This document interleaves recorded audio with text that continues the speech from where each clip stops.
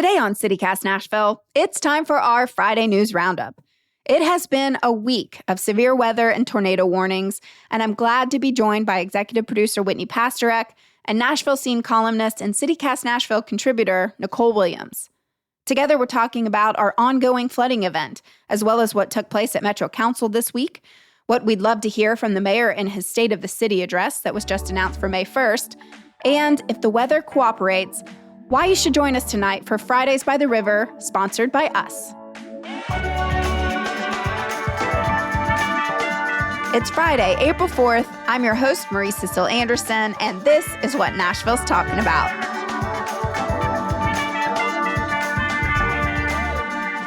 Whitney, Nicole, happy Friday. TGIF.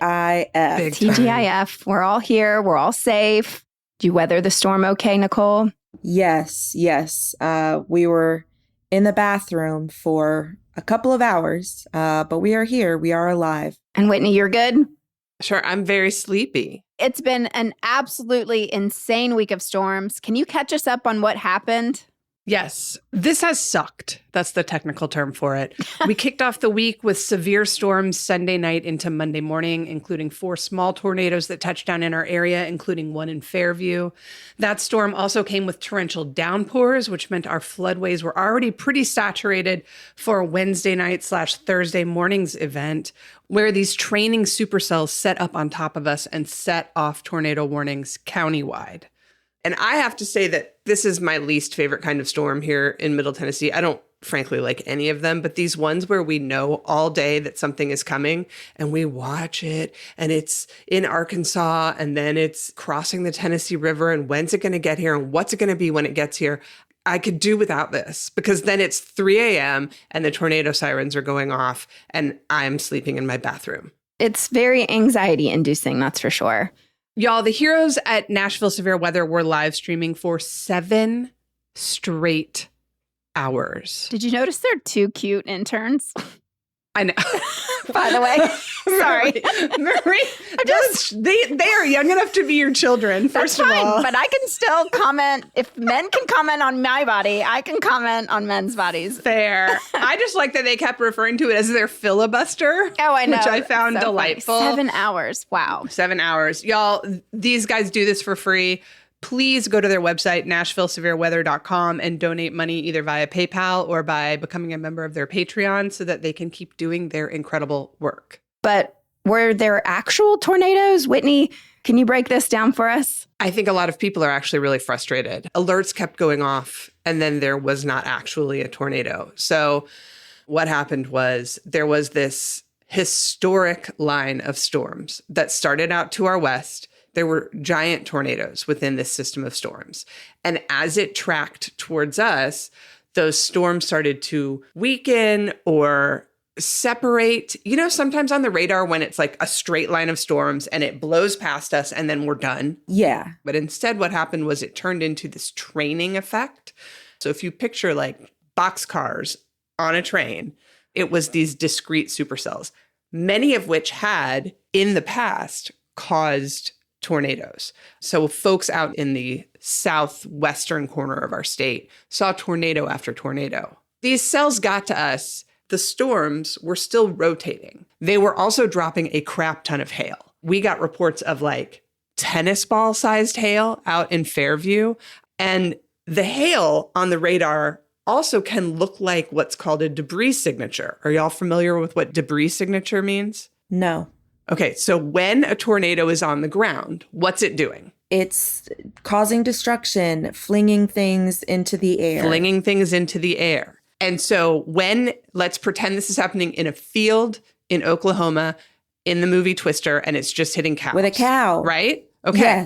Yes. So when the Twister hits the field and it picks up the cow and Helen Hunt sees it go by, it gets flung up into the air. And the more debris that gets flung up into the air actually starts getting picked up on radar. I can't believe Whoa. You are referring to cows as debris. Sorry. My apologies to cows. Any of the cows listening to this podcast, we apologize. We do apologize. We're being deeply... Trigger warning for cows, I guess, right now. So the tornado sucks things up into the air, and that can be seen on radar. And that is usually how forecasters know for sure that there's a tornado on the ground, is that they see the rotation, right? And it gets tighter and tighter, and then debris shows up on radar. So these storms that had previously caused tornadoes got here. They didn't seem to have any debris signatures. And what could have been a debris signature in most cases turned out to just be hail. But the truth was, these tornado-warned storms, by the time they got here, had apparently, thank God, run out of most of the fuel they needed to make an actual tornado. So you might be asking, then why did they put tornado warnings on them? And the answer is, because better safe than sorry. All the ingredients were there. They just, again, thank God, did not make actual tornadoes. Now, there might have been some very intense bursts of wind. I know I had one at my house during like the second tornado warning, like the 4 a.m. one. I was in the bathroom listening to what sounded like a train outside, but it was not an actual tornado. Are y'all bothered by the alerts that go off? Very triggered, yes. No, I'm just like, we're going to be okay. Get in the bathtub. Like, that's my general feeling. And in fact, I hate to admit this, but if my partner were not here, I probably would have just stayed in bed. But don't do that. Marie, do you have a safe space in your house? No.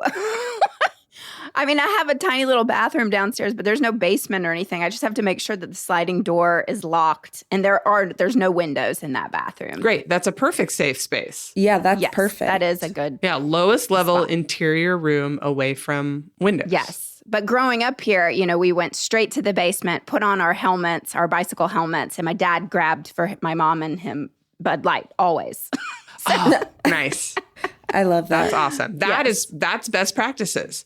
So Yeah. I know that a lot of people are very, very upset that we got alert after alert after alert. I know people were getting calls from the city. I know that people could hear the tornado sirens outside.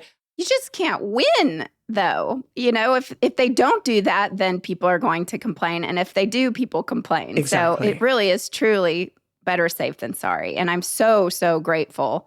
I mean, Nashville severe weather, just said the tornadoes could come at any second, too. Yep. They can develop so quickly. So You need to resist the urge to become fatigued by those alarms, everybody. I know it's annoying. And in fact, I'm going to encourage you to sign up for more of them. If you go to means.nashville.gov, the city will send you alerts. Now, the city will continue to send you alerts until you acknowledge that you have received them. And then they will say, oh, that person's alive and they heard us. Okay. And they'll move on. yesterday afternoon and evening, we were all under another tornado watch, and folks down in Williamson County got hit with another scary rotating supercell around 4 p.m. yesterday, as well as quarter-sized hail. Photos from down there showed some crazy clouds, but again, these were not quite tornadoes, but these storms have all brought a ton of rain. Roads and creeks and basements all over the area are already flooded. The Cumberland, the dreaded Blackman Creek, Browns Creek, Richland Creek, the Stones River, all are at or above action stage. We are in an aerial flood watch until Sunday, and more severe weather is expected tomorrow, anytime from the afternoon into Sunday morning. So we hope you all are staying dry as possible. And remember, if you see a flooded out road or a downed tree or power line, you should report that to Hub Nashville. And then, Marie, let's say it together. Turn around. Don't drown. We are thinking of our friends out in Waverly and all those beautiful hollers to the west of us, and we're sending our love to the families of the people who lost their lives in West Tennessee due to this mess.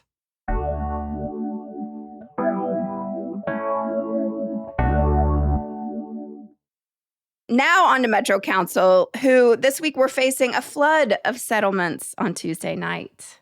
Two major decisions regarding Nashville General Hospital were finalized. First, the council approved unanimously to allocate $10 million to help the hospital maintain its current level of operations for the remaining fiscal year amid delayed state dollars and other financial challenges.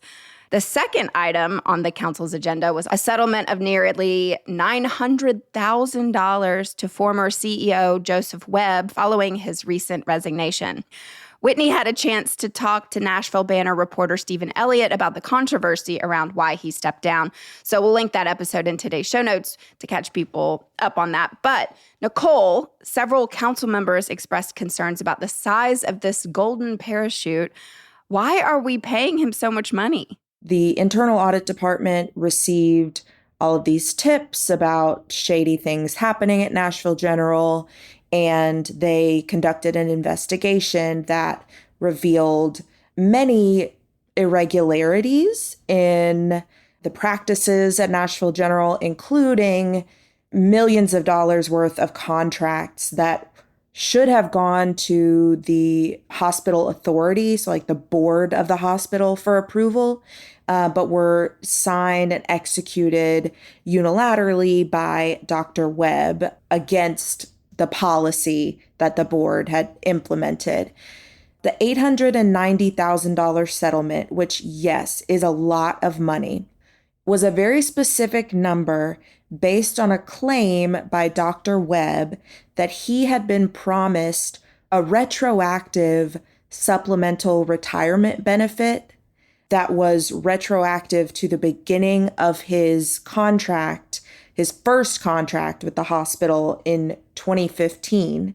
He says that in 2020, the board voted to award him this supplemental, very generous retirement benefit on top of the other benefits he was receiving, and that they voted to make that retroactive to his date of hire.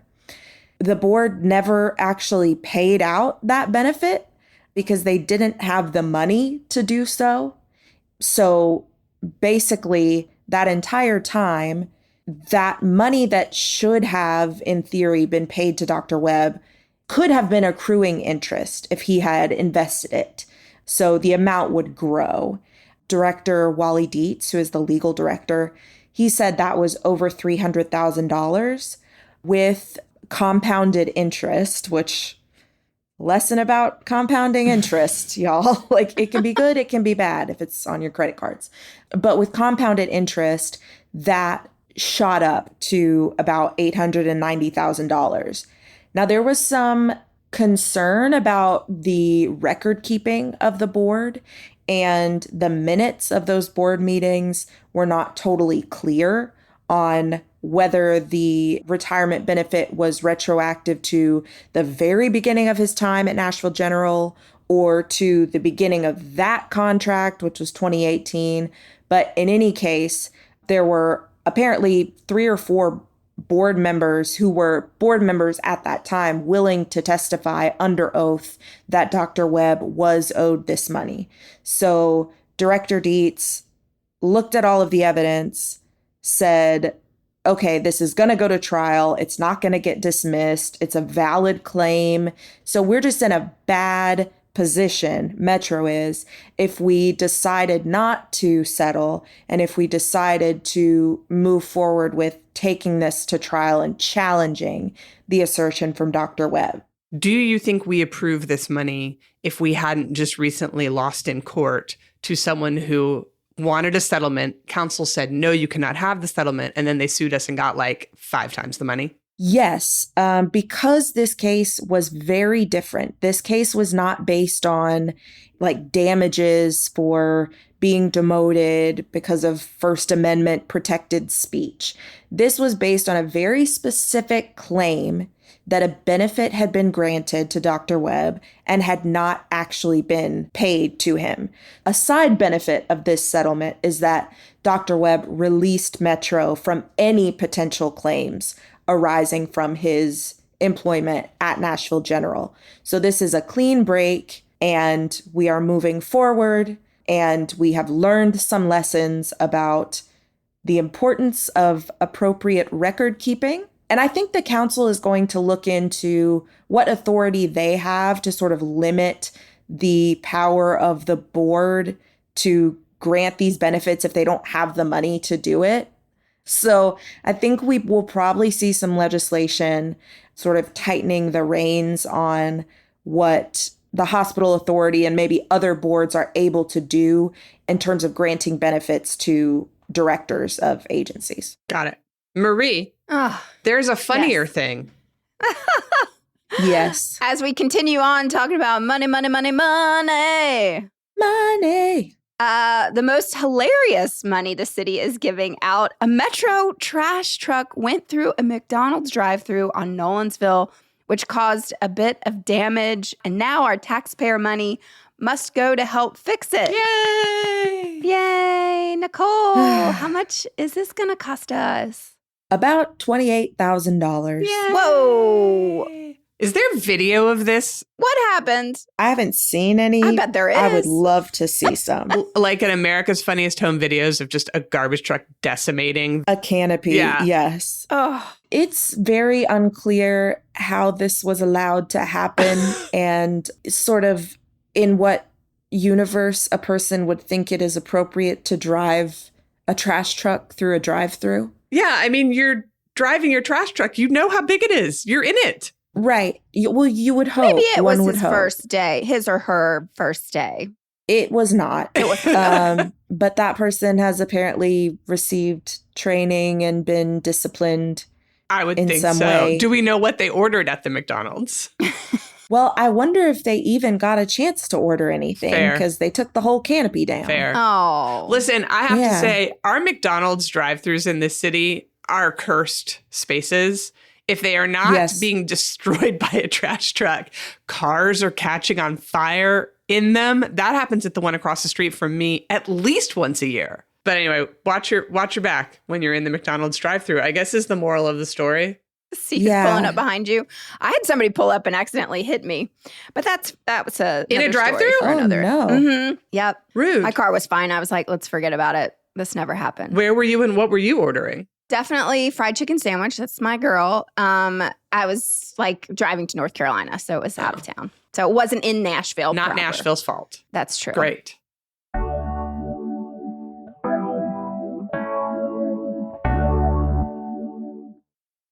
All right, there was one more thing that happened on Tuesday that we want to talk about. Metro Council approved May 1st as the date for Mayor O'Connell's annual State of the City address, which will take place at the Downtown Library. We will, of course, be interested to hear the mayor's take on the state we're in with our drive-thrus and our flash flooding Settlements and money our and- settlements. But Nicole, I want to hear what your speech would be about if you were called upon to give one. You don't need to give the whole speech. It's a 20-minute podcast, but just bullet points. Right. I think that I would be focusing on the assault that Nashville is enduring from the federal government, the continued assault, a yearly tradition from state government. That would be my focus. And essentially, like, what are we doing to make sure that we can withstand this unprecedented attack on our ability to survive and thrive? I think if Mayor O'Connell doesn't talk about that, then I will have serious concerns about where we're headed, whether he realizes this is a big deal. I mean, I'm sure he does, but he hasn't really talked about it. And I think it's important. He's had like the legal director talk about it, but I think it's important to acknowledge where we are, to not sugarcoat things. Typically, the state of the city is a time to talk about what a great job you've been doing as the mayor. And I think you can do that. More power to you. But I also think you have to acknowledge what is going on around you. Like, you can't not. Yeah. And it continues to be concerning that his flagship legislation, the transit referendum, is now severely hamstrung by some of those attacks at the federal level because that Yes. funding's not coming in. And our legal department is now tied up in 2 separate suits about Yes. where's our money and why can't we have it. I'm going to piggyback off that and say I would probably get away from the good news and the here are the great things that I have done. I would really like, if I was in charge, to talk about all the various ways in which we have to step into that gap So Yeah. we learned this week that Second Harvest, which is our biggest local food bank, is down 700,000 pounds of food already. And according to an Instagram post on Wednesday from their president and CEO, Nancy Kyle, they're going to be down another 4 million pounds or so next fiscal year, which begins on July 1st. That is just families that are going to go hungry. We talked about this last Friday with Alicia Haddock, talking about how that's such a necessary lifeline for our neighbors. It's not that they're not getting money. It's that they're literally not getting the food that they get from the USDA to distribute to people. So that's a big thing. Obviously, I would want to talk about how we can all come together to better serve what is probably going to be a growing unhoused community, given the financial state of the world. This week, Trump did announce his tariffs against every country in the world, including some uninhabited islands that are just going to raise costs for American families. We're the penguins. We have a trade deficit with the penguins, and the penguins need to pay up finally. So we have levied tariffs against the herd and McDonald's islands. I think it's just because he likes McDonald's, honestly. But that's going to start impacting families. I want to talk about the state of our city's response outside of government and how we're going to take care of each other and step into the gap and fill those spaces for each other. Marie? Well, I just think that, I want my mayor to like really take a stance on, especially the funding cuts at Vanderbilt and Vanderbilt Medical for specifically Alzheimer's research. And we talked to Brina Ratangi about this on a recent episode, but it's truly going to affect our community if you're taking money away from research for science. But I just want him to take a larger stance and have almost like a protest stance so that more eyes are on Nashville, and that then it allows other mayors and other blue dots to take their stance, because then we can unite nationally rather than just be here alone and fearful of our state government. I'm totally with you. I mean, I was sitting on social media Wednesday night waiting for these storms to come in, and it was just alternating between horrible storm news and horrible tariff news and horrible funding cuts. And sure, should I probably get off social media? Yeah, but also I need to be informed to do this job. So, Maria, I would love a protest stance. Use the bully pulpit. Anyway, so that speech from Freddie will be on May 1st. We'll talk about it as we get closer. But thanks, ladies, for sharing what you would say. Nicole, you know what it's time for? Donna, good news. Finally! Marie, Finally. What's happening this afternoon? Maybe if it doesn't get rained out by the storms that keep hitting us. Please don't rain. Fridays by the river, y'all. And we are presenting sponsors of this from 3 to 8 at the Riverview Pavilion down by the boat ramp in Shelby Park. We're going to be there. Our cups will be there. We're going to have a City Cast ale that's going to be there. Obsessed with the cups. I love the cups. East Nashville Beer Works, puts this on for the next 6 Fridays to benefit Friends of Shelby. We're the presenting sponsor, and every week we're going to have all the info for you on the bands and the food trucks you can check out. Today, we'll have classic rock from Jodel Bravo and food and treats from Bad Luck Burger, Lady Dogs, Nicoletto's, Gypsy Crepes, and King of Pops Popsicles. Okay, they're awesome. They're out of Atlanta, Kings of Pops? But yeah, their stuff is really good. And also I want to shout out Lady Dogs. I'm so glad she's going to be there. She's pretty consistent at this event, but she's the sweetest person. Yeah, it's going to be a great time.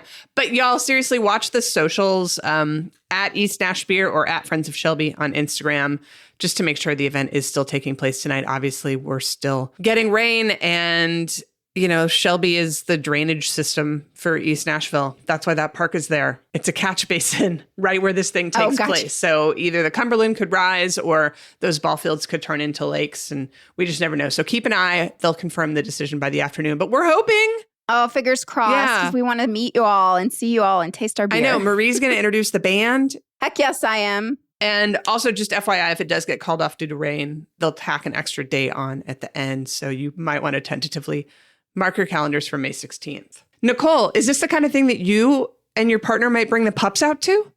No. Oh, damn it. I really thought we found something that might be enjoyable, but all your friends will be there. I'm trying to lure you. No, it's like overwhelming, chaotic. But if you come at like 3, it's chill. Like 3 to 5, it is so chill. Oh, we want a Nicole Williams sighting. In the wild. We do. You could drink out of a CityCast Nashville cup. Yeah, probably not going to happen, but maybe. All right. Well, as always, Nicole, thanks for joining us here, if nowhere else. Thank you so much. Thank you, Nicole.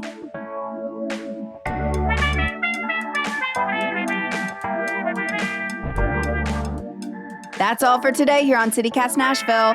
I'm your host, Marie Cecile Anderson. Our executive producer is Whitney Pasternak. Our producer is Daniel Sumstein. Our Hey Nashville newsletter editor is Margaret Kingsbury, and our theme music is by Prof Jenkins. If you enjoyed the show, why not tell your friends? Rate the show, leave us a review, and subscribe to our Hey Nashville newsletter. We'll be back Monday morning with more news from around the city. Toodles!